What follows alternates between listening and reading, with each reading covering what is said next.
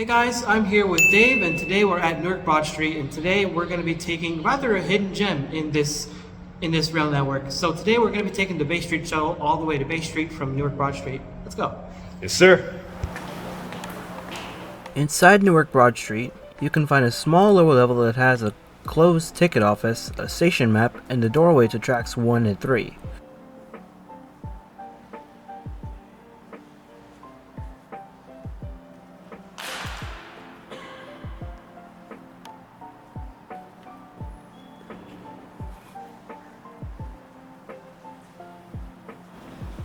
You can also find an original piece of history displaying when this train station was first opened under the Morrison-Essex Railroad between here and Morristown.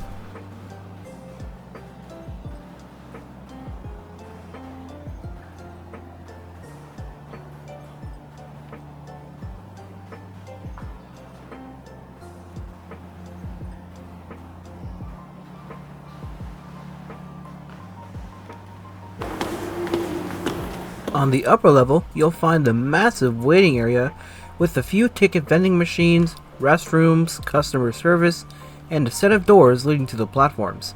It looks rather pretty for a station that was built in 1903. Also, convenience is key with the station, which is why you can see the Broad Street Light Rail station right next to the station building, which is really practical considering it could take passengers to Newark Penn Station easily.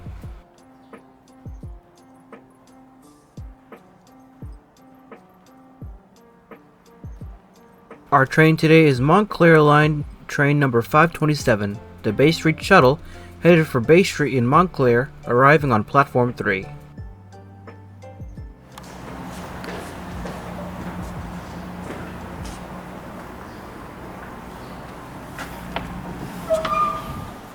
Heading through the corridors that lead us to platforms 1 and 3, which smelled like sewage water by the way, you'll find a really interesting poster displaying more of the station's history, more specifically during the Lackawanna days.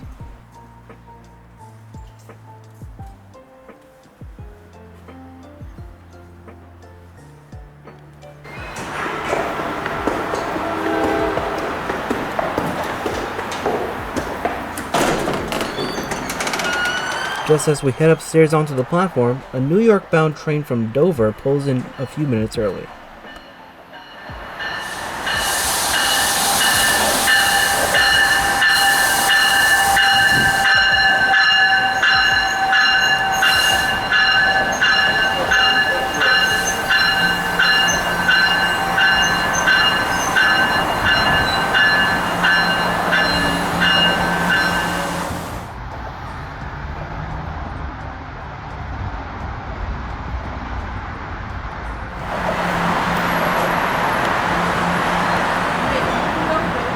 The platforms are very clean.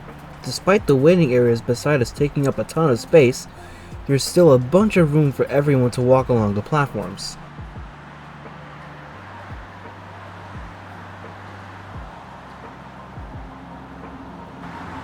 There's also a lot of departure screens displayed throughout the station, like this one seen here displaying departures for New York, Hoboken, Montclair, and Dover bound trains.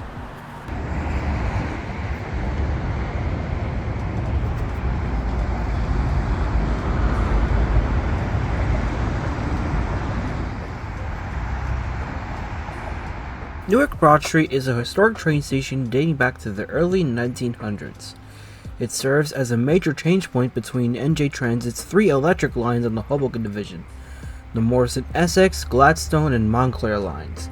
However, this is the second building ever built, as the original station was built as early as 1836 for the original Morrison-Essex road that went to Morristown, New Jersey.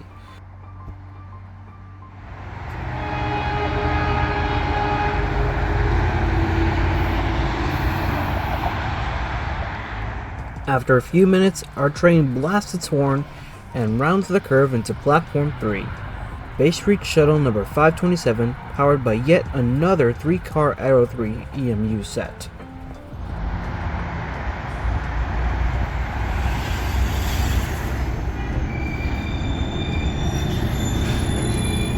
In my first trip report, I rode the Aero 3 and already did a seat review, so I'll keep this one brief.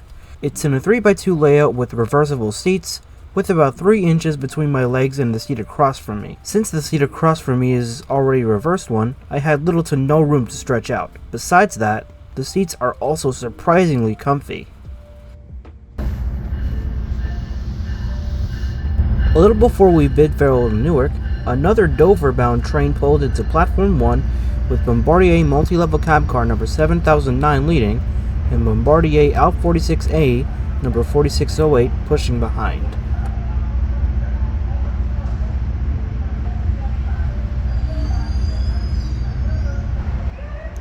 This train is to Dover, right? Because they don't do Hackettstown service on weekends. That's diesel only. Yeah.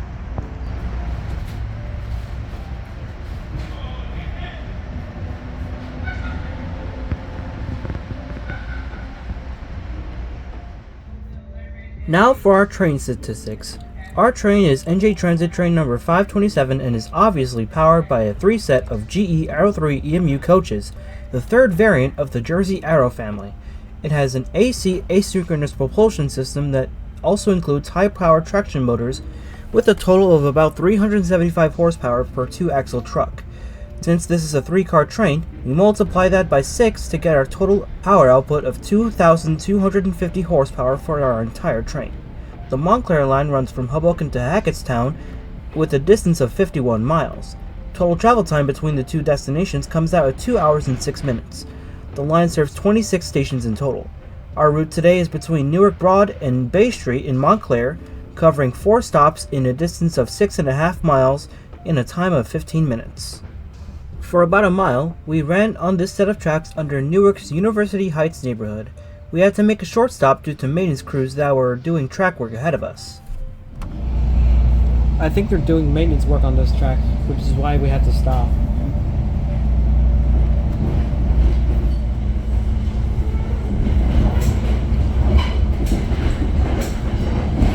This is Roseville Avenue. The platform's still there.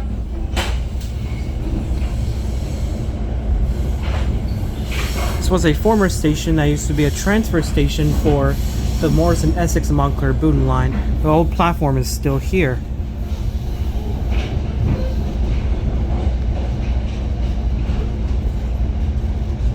And I think Grove Street is like no wait, Grove Street was an elevated station.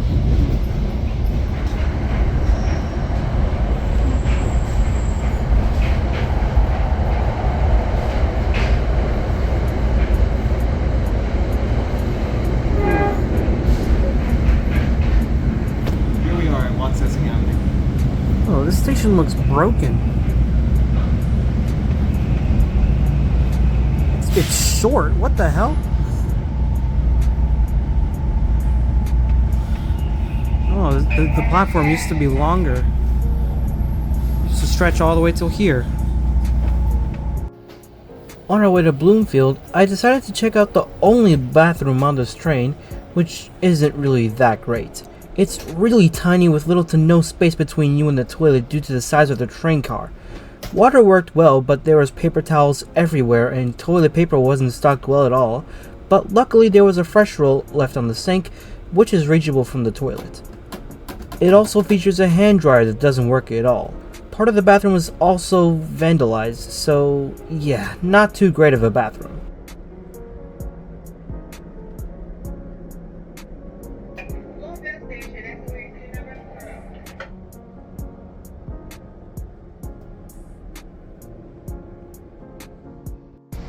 The Aero 3s overall are great cars, and this 3-car set is perfect for a short distance like this one. Plus, the ride to Bay Street is short, just taking about 15 minutes.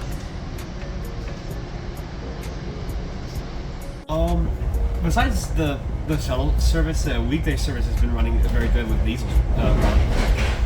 And I'm pretty sure the Bay Street Shuttle is like the only service the Montclair Booten line has on weekends. Yes, and they only use Aero 3s. Sometimes they use diesels. Oh, in America, it's...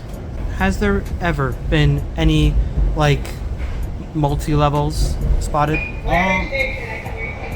Not quite. Okay.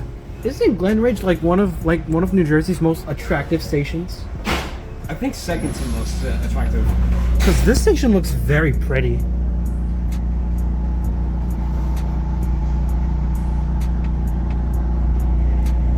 pretty sure the last stop is us.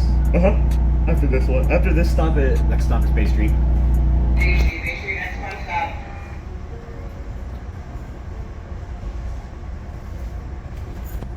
Oh, this platform used to be way longer.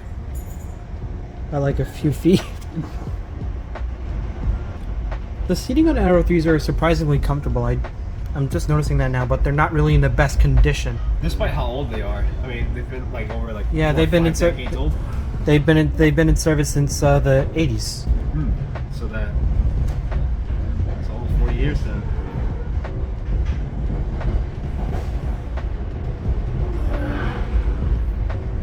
For a little bit, we run alongside what's called the Second River, also known as the Watsessing River.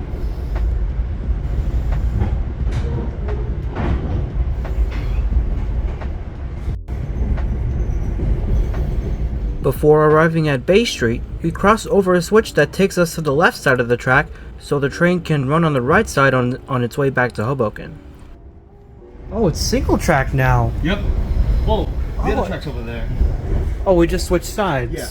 Oh, that's right, because this is a shuttle, so it has to like go on the right side back. Correct.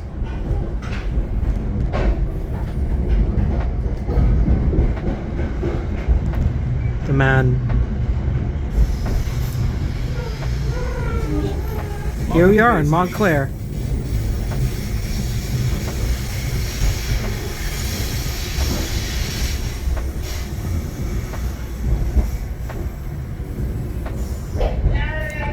Bay Street, front stop. Once you got to leave the train.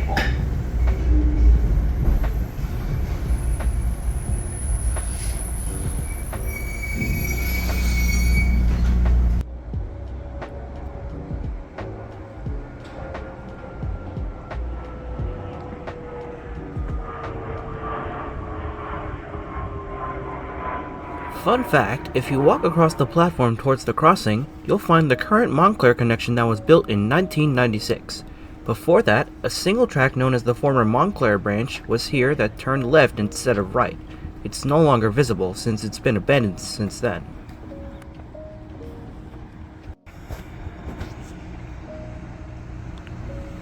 Bay Street is the westernmost terminal for the shuttle. On weekdays, most trains go on this line until Montclair State University. Select weekday trains, typically diesel operated, travel the whole line into Hackettstown.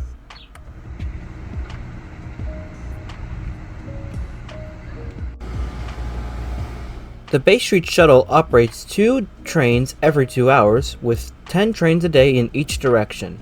On weekdays, the scheduling is fine, except for Hackettstown-bound trains. Everything past Montclair State gets terrible schedules. 5 trains a day in each direction on a perfect day. Definitely the worst in the Hoboken division. Not good at all.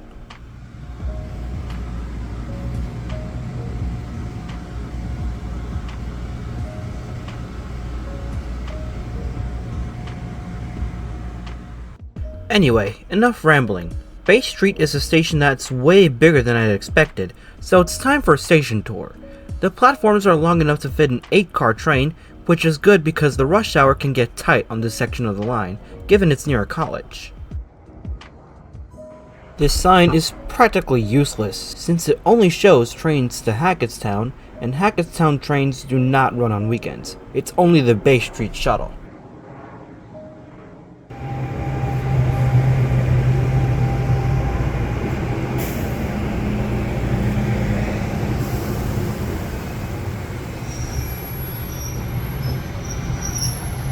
There it goes, back to Hoboken.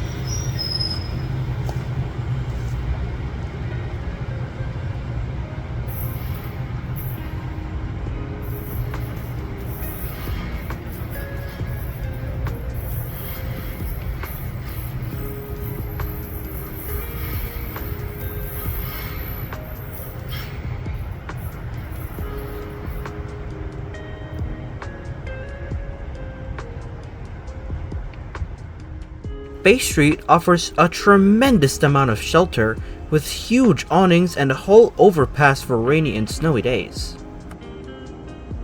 This station also has a railroad crossing, which is one of the many ways to get to the opposite side of the platform.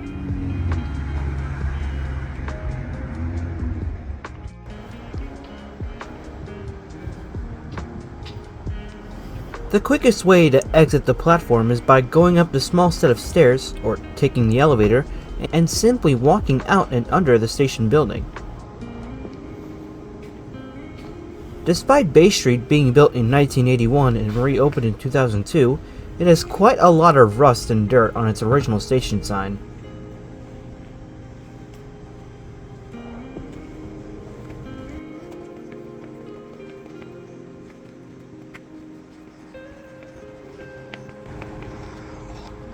If you head up some more stairs, you'll find yourself at the overpass, which is another, and yet the most obvious way to get to the other platform, and somehow I beat Dave to the top despite him taking the elevator.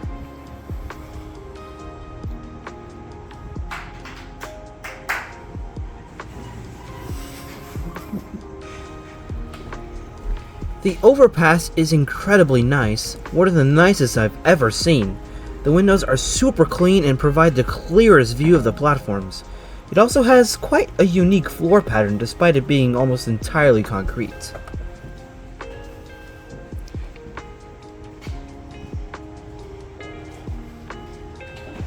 Looking over the stairs, we can see a little more of the second river.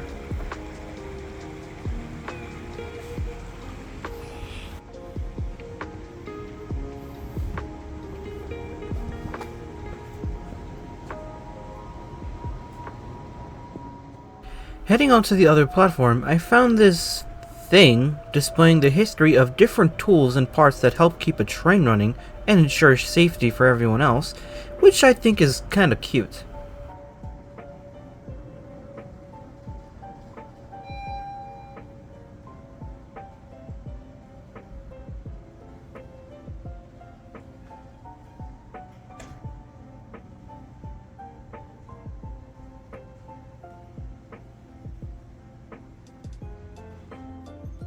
So how exactly do you exit Bay Street? So there are different ways to how to exit out of the station. So one, there's the exit right there where you can get a lift, or there's a bus stop over there. You just gotta walk down past the fire station. If you have a car, you have to go into the parking garage over there. There's another exit right past those crossings. And if you want to get out another way, you just take the elevator here, and then head up and then head to the parking garage, and you're on your way out. Good to know. So, to get to the parking lot, you have to go through this overpass hallway right here. Which looks extremely nice. Very well detailed. All thanks to New Jersey Transit. There's the elevator. And there's another exit. And this is the entire parking lot here. For some reason, the parking lot was nearly completely empty, which I thought was kind of eerie. There's also an elevator that could only apparently carry 2 people before it somehow breaks. Little weird.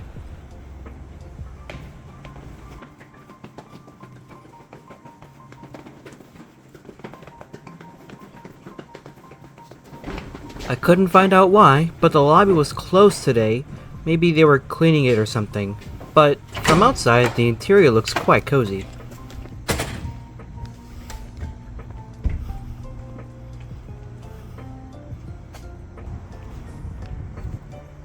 And with that, our Bay Street station tour comes to a close.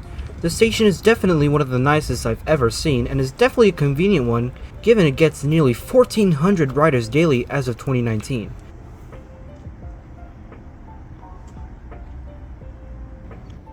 Now that our trip report is complete, it's now time to end today's video. If you enjoyed this video and want to see more videos like this or other videos that I've planned, make sure to, as usual, subscribe, like, or comment. For now, I'll see you all soon, and thanks so much for watching.